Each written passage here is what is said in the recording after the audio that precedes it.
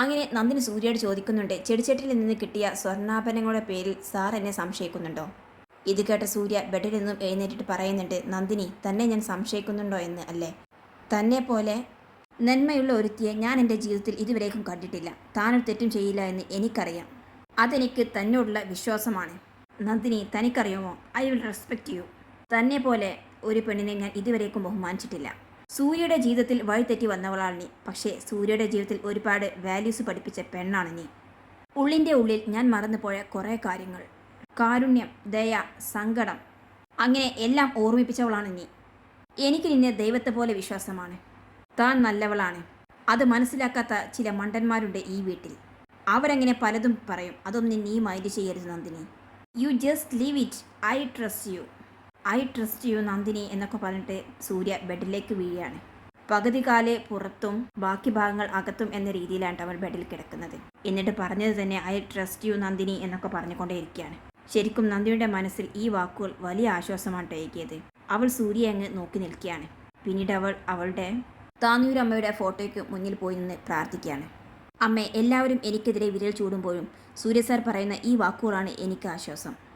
ഒരിക്കലും സാർ എന്നെ തള്ളി പറയുന്ന ഒരവസ്ഥ വരരുത്. അതും കൂടി ആവുമ്പോൾ എന്തെങ്കിലും ചെയ്ത് എൻ്റെ ഈ ജീവിതം അവസാനിപ്പിക്കാനേ എനിക്ക് പറ്റുകയുള്ളൂ. ഞാൻ ചിന്തിക്കുക പോലും ചെയ്യാത്ത വിഷയങ്ങളാണ് എൻ്റെ തലയിലേക്ക് വരുന്നത്. ഇതെങ്ങനെയാണ് ഇങ്ങനെ സംഭവിക്കുന്നത്? ഇങ്ങനെയൊക്കെ പറഞ്ഞു തുടങ്ങി അവൾ അവളുടെ എല്ലാ സങ്കടങ്ങളും പറഞ്ഞ് പൊട്ടിക്കരയാൻ ട്ടോ ആ അമ്മയുടെ മുന്നിൽ നിന്ന്. ശേഷം കണ്ണുനീരെല്ലാം തുടച്ച് അവൾ വീണ്ടും സൂര്യയുടെ അരികിൽ വന്ന് നിൽക്കുകയാണ്. സൂര്യ പറഞ്ഞ ആ വാക്കുകൾ അവൾ വീണ്ടും വീണ്ടും ആലോചിക്കാൻ ട്ടോ. നന്ദിനി, എനിക്ക് നിന്നെ ഈശ്വരന് തുല്യം ഇഷ്ടമാണ് എന്നൊക്കെ പറഞ്ഞ കാര്യങ്ങൾ വിശ്വാസമാണ്. ശേഷം അവൾ പതിയെ സൂര്യയുടെ അടുത്ത് വന്ന് കാലുള്ള ഷൂ എല്ലാം അഴിച്ച് മറ്റൊരു സ്ഥലത്തേക്ക് വെക്കുകയാണ്. എന്നിട്ട് കാലെല്ലാം നേരെ വെക്കുന്നുണ്ട് കേട്ടോ. അങ്ങനെ സൂര്യയെ നോക്കി പുഞ്ചിരിച്ചുകൊണ്ട് അവൾ ആത്മവിശ്വാസത്തോടു കൂടി നിൽക്കുകയാണ്. അതേസമയം അപ്പുറത്തെ മിത്രയും വേദയും വിജയും കൂടി ഈ കാര്യം സംസാരിക്കുകയാണ്. വേദ പറയുന്നുണ്ട്, ഇന്നത്തെ സംഭവത്തിൽ എനിക്ക് നിങ്ങളുടെ പേരും നല്ല ദേഷ്യമുണ്ട്. ഇന്നത്തെ സംഭവത്തിൽ അല്ലെങ്കിലും പക്ഷേ മമ്മി കേസ് കൊടുക്കാതിരിക്കുന്നത് എന്താ? നിങ്ങൾ രണ്ടുപേരും അന്ന് ടെൻഡറിൽ കള്ളത്തരം കാണിച്ചത് കൊണ്ടല്ലേ? അതിനെ ചൊല്ലി ഏട്ടൻ വെല്ലുവിളിച്ചത് കൊണ്ടല്ലേ? അല്ലായിരുന്നെങ്കിൽ അവളെ ഇപ്പോൾ പോലീസ് കൊണ്ടുപോയേനെ. അപ്പോൾ ഇന്ദ്രജ പറയുന്നത്, അതിനെക്കുറിച്ച് നീ വല്ലാതെ സംസാരിക്കണ്ട. എനിക്ക് കിട്ടുന്ന ഓരോ വ്യക്തിൻ്റെ പങ്ക് പലപ്പോഴായിട്ട് നീയും കൈപ്പറ്റിയിട്ടുണ്ട്. അങ്ങനെ അവർ പരസ്പരം വഴക്കിടുമ്പോൾ വിജയ് പറയുന്നുണ്ട്, നിങ്ങൾ തമ്മിൽ പരസ്പരം വഴക്കിടാതെ. ഞാൻ ആലോചിക്കുന്നത് അതൊന്നുമല്ല, അവളുടെ ഒരു ധൈര്യം. നമ്മുടെ വീട്ടിൽ നിന്നും മോഷ്ടിച്ച സ്വർണം നമ്മുടെ വീട്ടിൽ തന്നെ കുഴിച്ചെടുക്കുക. അപ്പോൾ ഇന്ദ്രജ പറയുന്നത്, എൻ്റെ വിജയ്, അവളത് എവിടെയും കൊണ്ടുപോയിട്ടുണ്ടാകില്ല. അവൾ മോഷ്ടിച്ച് അത് ഇവിടെ തന്നെ നമ്മുടെ കൺവെട്ടത്ത് വെച്ചിട്ടുണ്ടാവും. നമ്മൾ പിടിക്കപ്പെടും എന്നാവുമ്പോൾ അവൾ തന്നെ ചെടിച്ചട്ടിയിൽ കുഴിച്ചിട്ടതാണ്. പിന്നീട് വിജയ് പറയുന്നത്, സാധാരണ ഇങ്ങനെ സംഭവങ്ങൾ ഉണ്ടാകുമ്പോൾ കൃത്യമായിട്ട് അളിയൻ അതിലെത്താറുള്ളതാണ്. പക്ഷേ ഇന്ന് അങ്ങനെയല്ല സംഭവിച്ചത്. ഇന്ന് ആ മിത്ര അളിയനെയും കൊണ്ട് കൃത്യസമയത്ത് തന്നെ എത്തുകയാണ് ചെയ്തത്. അപ്പോൾ വേദ പറയുന്നത്, ചേച്ചി, നന്ദിനെ ഇവിടെ നിന്നും ഓടിക്കുന്നതിനേക്കാൾ പ്രശ്നമാണ് മിത്ര ഇങ്ങോട്ടേക്ക് തിരിച്ചു വരുന്നത്. ഇപ്പോൾ നോക്കിയാൽ അവൾ പതിയെ മമ്മിയുടെ മനസ്സിലൊരു സ്ഥാനം ഉറപ്പിച്ചു കഴിഞ്ഞു. നമ്മളൊക്കെ കാണുമ്പോൾ അവളുടെ ആ ചിരിയും സംസാരമൊക്കെ കണ്ടില്ലേ? അപ്പോൾ ഇന്ദ്രജ പറയുന്നത്, ഞാൻ എല്ലാം കാണുന്നുണ്ട്. അവൾക്കിട്ട് നമുക്ക് എന്തെങ്കിലും ഒരു പണി കൊടുക്കണം. ഇനി ഒരിക്കലും അവൾ ഇങ്ങോട്ടേക്ക് ആരാത്ത രീതിയിലുള്ള ഒരു പണി. വേദയും പറയുന്നുണ്ട്, അതെ ചേച്ചി, പക്ഷേ ഇതുകൊണ്ടൊക്കെ ഒരു കാര്യം ഉണ്ടായിട്ടുണ്ട്. മമ്മിയുടെ മനസ്സിൽ നമ്മളോടുള്ള മനോഭാവമൊക്കെ മാറിക്കിട്ടിയിട്ടുണ്ട്. അപ്പോൾ ഇന്ദ്രജ പറയുന്നുണ്ട്, അതെ, നമുക്കങ്ങനെ മമ്മിയുടെ ആ പ്രിയങ്കരികളായ മക്കളായി മാറണം. എന്തിനും മമ്മിയുടെ കൂടെ ഉണ്ടെന്ന് മമ്മിയെ തെളിയിക്കണം. അതിനു വേണ്ടിയിട്ട് ഇടയ്ക്കിടെ ആ നന്ദിനിയെ നമ്മൾ ഉപദ്രവിച്ചുകൊണ്ടേയിരിക്കണം. എങ്കിലേ മമ്മിയോട് നമുക്ക് കൂടുതൽ അടുക്കാനാവുകയുള്ളൂ. എന്നിട്ട് സ്നേഹമുള്ള, എന്തിനും കൂടെ നിൽക്കുന്ന മക്കളായിട്ട് നമുക്ക് നിൽക്കാം എന്നൊക്കെ പറയാൻ കേട്ടോ. അതിനുള്ള ഓരോ വഴികൾ നമ്മുടെ മുന്നിൽ തന്നെ തെളിഞ്ഞു വരും. അത് നമ്മൾ നന്നായിട്ട് ഉപയോഗിക്കണം എന്നൊക്കെ അവർ പ്ലാൻ ചെയ്യുകയാണ്. പിന്നീട് കാണിക്കുന്നത് മിത്ര രാത്രിയിൽ അവളുടെ വീട്ടിൽ വന്ന് കയറുകയാണ്. അവളുടെ അമ്മ ഡോർ തുറന്ന് കൊടുക്കുന്നുണ്ട്. നിൻ്റെ ഫോണിലേക്ക് അച്ഛൻ വിളിച്ചിരുന്നല്ലോ, നീ എൻ്റെ ഫോൺ എടുക്കാതിരുന്നത് എന്ന് ചോദിക്കുകയാണ്. ഞാൻ കണ്ടില്ല, ഞാൻ കുറച്ച് തിരക്കായിരുന്നു. ഞാൻ ഡാഡിയെ ഉടൻ തന്നെ വിളിക്കാം എന്നവൾ പറയാണ്.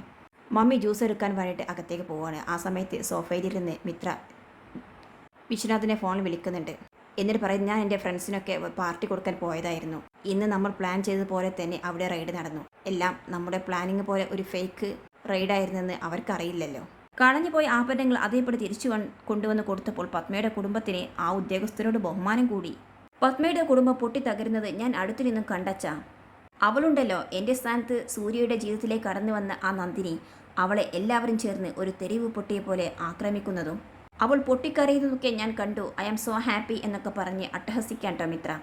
ഡാഡി വന്നാൽ നമുക്ക് ഒരു പാർട്ടി തന്നെ നടത്തണം, ഇത് ആഘോഷിക്കണം എന്നൊക്കെ പറഞ്ഞിട്ട് അവൾ ഫോൺ കട്ട് ചെയ്യാണ്. ഇതെല്ലാം കേട്ട് നിൽക്കുന്ന മിത്രയുടെ അമ്മക്ക് ദേഷ്യം വരികയാണ് കേട്ടോ. എത്ര പറഞ്ഞാലും നീയും നിൻ്റെ അച്ഛനും കേൾക്കില്ല അല്ലേ? ഇതുകൊണ്ട് നിനക്കുള്ള ലാഭം എന്താ? സൂര്യയുടെ കൂടെ ജീവിക്കണമെന്ന് നീ ആഗ്രഹിക്കുന്നു. പക്ഷേ സൂര്യക്ക് നിന്നോട് എന്തെങ്കിലും ഒരു താല്പര്യമുണ്ടോടി? നേരെ ചൊവ്വേ നിന്നോട് ഒരു വാക്ക് അവൻ സംസാരിക്കുന്നുണ്ടോ? വെറുപ്പല്ലേ അവൻ നിന്നോട് എന്നൊക്കെ ചോദിക്കണം. ഇതൊക്കെല്ലാം കേട്ട മിത്ര പോ അകത്ത് പോ എന്ന് പറഞ്ഞ് മമ്മിയെ ആട്ടുകയാണ് കേട്ടോ. എന്ത് ജീവിതമാടി നിൻ്റേത്? ഏത് സമയം ഫ്രണ്ട്സുമായിട്ട് കുടിച്ച് ബഹളം വെച്ച് അന്യരുടെ കുടുംബക്കാരും അന്വേഷിച്ചു എല്ലാത്തിനും കൂട്ടുനിൽക്കുന്ന ഒരു അച്ഛനും. ഇത് ഇനി ശരിയല്ല. ഒന്നുകിൽ അടങ്ങി ഒതുങ്ങി വീട്ടിലിരിക്കുക. മറ്റൊരുത്തിയുടെ ഭർത്താവിൻ്റെ പിന്നാലെയാണ് മോള് എന്ന് നാട്ടുകാരറിഞ്ഞാൽ പിന്നെ എന്തായിരിക്കും അവസ്ഥ? ഇതെല്ലാം കേട്ട് സഹിക്കാനാവാതെ മിത്ര ഇരിക്കുന്നിടത്തും എഴുന്നേറ്റ് അമ്മയോട് ചൂണ്ടി സംസാരിക്കുകയാണ്. ആവശ്യമില്ലാതെ എൻ്റെ കാര്യത്തിൽ കയറി സംസാരിച്ചാലുണ്ടല്ലോ അമ്മയാണെന്നും ഞാൻ നോക്കില്ല. ഞാൻ എനിക്ക് ഇഷ്ടമുള്ളതുപോലെ ജീവിക്കും. എനിക്ക് പ്രതികാരം ചെയ്യാനുള്ളവരോടൊക്കെ ഞാൻ പ്രതികാരം ചെയ്യും. അത് കണ്ടു നിൽക്കാൻ ബുദ്ധിമുട്ടുണ്ടെങ്കിൽ അച്ഛനും വരുന്നതുവരെ കാത്തു നിൽക്കണമെന്നില്ല. ഇറങ്ങി പോയിക്കോ നിങ്ങൾ ഇവിടെ നിന്നും എന്ന് പറയാണ്. എൻ്റെ ജീവിതത്തിൽ എനിക്ക് ഒരേ ഒരു ലക്ഷ്യമേ ഉള്ളൂ, സൂര്യയോടൊപ്പം ജീവിക്കണം. അതിനുവേണ്ടി ഒരാളെ കൊല്ലണമെങ്കിൽ അത് ഞാൻ ചെയ്യും. അതല്ല ഒരു കുടുംബത്തെ മുഴുവൻ ഇല്ലാതാക്കണമെങ്കിൽ അതും ഞാൻ ചെയ്യും. ഇങ്ങനെയൊക്കെ പറഞ്ഞ് മിത്ര അകത്തേക്ക് പോവാണ്. എല്ലാം കേട്ടു നിൽക്കുന്ന അവളുടെ അമ്മ ആകെ ടെൻഷനാവാൻ കേട്ടോ മക്കളുടെ ഭാവിയെക്കുറിച്ച് ആലോചിച്ചിട്ട്. ശേഷം കാണിക്കുന്നത് അടുത്ത ദിവസം രാവിലെയാണ്. പത്മയുടെ വീടിൻ്റെ കോളിംഗ് ബെല്ല് ഉയരാണ്. വേദ വന്നിട്ട് ഡോർ തുറന്ന് നോക്കുകയാണ് കേട്ടോ. അപ്പോഴേതാ രണ്ടുപേർ നിൽക്കുന്നു, ഒരു ഭാര്യയും ഭർത്താവും. ആരാണ് എന്ന് ചോദിക്കുന്നുണ്ട് വേദ. രണ്ടുപേരും നല്ല ഗെറ്റപ്പോട് കൂടിയാട്ടോ നിൽക്കുന്നത്. നിന്റെ അമ്മയില്ലേ ഇവിടെ എന്ന് ചോദിക്കുകയാണ് അദ്ദേഹം. വേദ ചോദിക്കുന്നത് നീ എന്നോ? നീ എന്നല്ലാതെ നിന്നെ പിന്നെ എന്താ ഞാൻ വിളിക്കുക എന്ന് ചോദിക്കുകയാണ് അദ്ദേഹം. ഇത് കേട്ടുകൊണ്ട് വിജയും ഇന്ദ്രജയും അവിടേക്ക് വരുന്നുണ്ട്. വേദയെ മൈൻഡ് ചെയ്യാതെ രണ്ടുപേരും അകത്തേക്ക് കയറുകയാണ്. പിന്നാലെ ഓടിയെത്തി വേദ കൈ കാണിച്ച് അവിടെ നിൽക്ക് എന്ന് പറഞ്ഞ് സ്റ്റോപ്പാക്കാണ്. എന്താ വേദ എന്ന് ചോദിക്കുന്നുണ്ട് ഇന്ദ്രജ. അപ്പോഴാണ് അദ്ദേഹം ഇന്ദ്രജയെ നോക്കുന്നത്. നിനക്കെന്നെ അറിയില്ലേ എന്ന് ചോദിക്കുന്നുണ്ട് അവളോട്. ഇങ്ങനെ പറഞ്ഞ് അകത്തേക്ക് കയറി ചെല്ലാൻ കേട്ടോ വിജയിയെ നോക്കുന്നുണ്ട്. ആരും ആരാണെന്ന് മനസ്സിലാവാതെ മുഖത്തോട് മുഖം നോക്കി ഒന്ന് പകച്ചു നിൽക്കാൻ കേട്ടോ അയാളുടെ ആ ഒരു രീതിയും സംസാരവും ഗെറ്റപ്പും എല്ലാം കണ്ടേ. നിങ്ങളൊക്കെ നിങ്ങളുടെ അമ്മ എന്താ വിളിക്കുന്നത്, മമ്മി എന്നോ അമ്മയെന്നോ എന്ന് ചോദിക്കാൻ മമ്മി എന്ന് പറയാൻ കേട്ടോ ഇന്ദ്രജ. എങ്കിൽ വിളിക്ക് നിങ്ങളുടെ മമ്മിയെ. അപ്പോൾ വേദ മമ്മി എന്ന ഉച്ചത്തിൽ വിളിക്കുകയാണ്. ഇത് കേട്ടുകൊണ്ട് പത്മ ഇറങ്ങി വരികയാണ് താഴേക്ക്. പിന്നിൽ നിന്ന് നോക്കുന്ന പത്മയ്ക്ക് ഇതാരാണെന്ന് ഒട്ടും മനസ്സിലാകുന്നില്ല. അങ്ങനെ അവൾ നടന്നെടുത്ത് മുന്നിലെത്തുകയാണ്. മുഖം കണ്ടതു ആഹാ അശോക നീയോ? നീ എന്താ എൻ്റെ മക്കളെ പേടിപ്പിക്കുകയാണോ എന്ന് ചിരിച്ചുകൊണ്ട് ചോദിക്കുകയാണ്. അപ്പോൾ അദ്ദേഹം ആ മസിൽ പിടുത്തമെല്ലാം വിട്ടിട്ട് ചിരിക്കുകയാണ് കേട്ടോ. എന്താ ഒരു മുന്നറിയിപ്പും ഇല്ലാതാണല്ലോ ഈ വരവ് എന്ന് ചോദിക്കുകയാണ് പത്മ. കുറേ നാളായിട്ട് ഞാൻ ആഗ്രഹിക്കുകയാണ് പത്മേ, ശ്രീ പത്മനാഭ സ്വാമി ക്ഷേത്രത്തിൽ വന്ന് ഒന്ന് തൊഴണമെന്ന്. അതിൻ്റെ കോൺട്രാക്ടറാണ് ഈ നിൽക്കുന്നത് എന്ന് പറഞ്ഞ് അദ്ദേഹം അദ്ദേഹത്തിൻ്റെ ഭാര്യയെ കാണിക്കുകയാണ്. അവർ 3 പേരും ചിരിക്കുന്നുണ്ട്. എന്നാൽ മക്കൾക്ക് 3 പേർക്കും ഇതാരാണെന്ന് മനസ്സിലാകാതെ മുഖത്തോട് മുഖം നോക്കി നിൽക്കുകയാണ്. എന്നിട്ട് അദ്ദേഹം പറയുന്നുണ്ട് അപ്പോൾ കൂട്ടത്തിൽ പത്മയും കൂടി ഒന്ന് കണ്ടിട്ട് പോകാമെന്ന് കരുതി എന്ന് പറയാണ്. അപ്പോൾ പത്മ അദ്ദേഹത്തിൻ്റെ ഭാര്യയുടെ അടുത്ത് വന്ന് ചോദിക്കുന്നുണ്ട് മല്ലിക സുഖം തന്നെയല്ലേ, സുഖമാണ് ചേച്ചി എന്ന് അവർ പറയാണ്. അപ്പോൾ അശോകൻ വേദയുടെ അടുത്ത് വന്നിട്ട് പറയുന്നുണ്ട് ഇപ്പോൾ നിനക്ക് മനസ്സിലായല്ലോ എന്തുകൊണ്ടാണ് ഞാൻ എടി പോടി എന്നൊക്കെ വിളിച്ചത്. പത്മ ചിരിച്ചുകൊണ്ട് പറയുന്നുണ്ട് അതിന് അവർ നിന്നെ കണ്ടിട്ടില്ലല്ലോ മക്കളെ, ഇത് അശോകൻ എൻ്റെ അമ്മാവൻ്റെ മകനാണ് എന്ന് പറയാണ്. ഇത് കേട്ടതും എല്ലാവരുടെ ശ്വാസം ഒന്ന് നേരെ വീഴാണ്. എല്ലാവരും ചിരിക്കാൻ കേട്ടോ. നീ ഇപ്പോൾ സർവീസിലില്ലേ എന്ന് ചോദിക്കുകയാണ് പത്മ. അശോകൻ പറയുന്നുണ്ട് ഉണ്ട്, അടുത്ത വർഷം DYSP ആയിട്ട് വിരമിക്കാൻ പോവുകയാണ്. ശേഷം അദ്ദേഹം പറയുന്നുണ്ട് അങ്കിൾ പോലീസിലാണ് മക്കളെ, അതുകൊണ്ടല്ലേ ഞാൻ നിങ്ങളോട് ഇങ്ങനെയൊക്കെ പെരുമാറിയത്, ഞങ്ങൾ അങ്ങ് പേടിച്ചു പോയി എന്ന് പറയാണ് വേദ. ഇന്ദ്രജ പറയുന്നുണ്ട് മമ്മിയുടെ കുടുംബത്തിൽ തന്നെ ഇങ്ങനെ ഒരാൾ ഉണ്ടായിട്ടാണോ മമ്മി വിളിപ്പിക്കാതിരുന്നത് എന്ന് ചോദിക്കുകയാണ്. ഇത് കേട്ട അശോകൻ എന്താ കാര്യം, എന്താ പത്മ കാര്യം, എന്താ കുട്ടികൾ പറയുന്നത് എന്ന് ചോദിക്കുകയാണ്. അപ്പോൾ പത്മ ചിരിച്ചുകൊണ്ട് പറയുന്നുണ്ട് അത് പിന്നെ സൂര്യയുടെ വിവാഹക്കാരെ ഞാൻ മുമ്പ് എന്നോട് സൂചിപ്പിച്ചിരുന്നതല്ലേ. അതെ, അന്ന് എനിക്ക് കൂടാൻ പറ്റിയില്ല, ഞാൻ ഡൽഹിയിലായിരുന്നു ഒരു കേസിന്റെ കാര്യത്തിനും മറ്റും എന്ന് പറയാണ് അദ്ദേഹം. ഞാനെങ്ങനെ ഇവിടെ ഉണ്ടായിരുന്നെങ്കിൽ അന്ന് അങ്ങനെയൊന്നും സംഭവിക്കാൻ പോവില്ല എന്ന് പറയാണ്. പക്ഷേ അന്ന് അങ്ങനെ സംഭവിച്ചു പോയി എന്ന് വിജയം പറയാണ്. എന്താ കാര്യം എന്ന് അദ്ദേഹം ചോദിക്കുന്നുണ്ട്. അങ്ങനെ ഇന്ദ്രജ ഞാൻ പറയാം അങ്കിൾ എന്ന് പറഞ്ഞിട്ട് നന്ദിനിയെ താലികെട്ടി ഇവിടെ കൊണ്ടുവന്നതും പിന്നീടുണ്ടായ ഓരോ കാര്യങ്ങളും അവസാനം ഇന്നലെ നടന്ന എല്ലാ കാര്യങ്ങളും അവൾ വിശദീകരിക്കാൻ കേട്ടോ.